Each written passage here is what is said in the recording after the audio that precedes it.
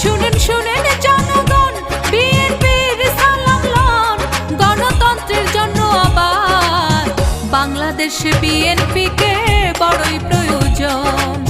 খালেদা জিয়ার বিএনপিকে বড়ই প্রয়োজন।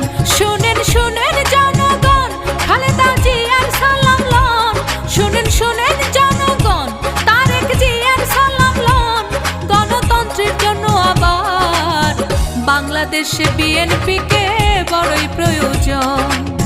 শহীদ জিয়ার বিএনপিকে বড়ই প্রয়োজন।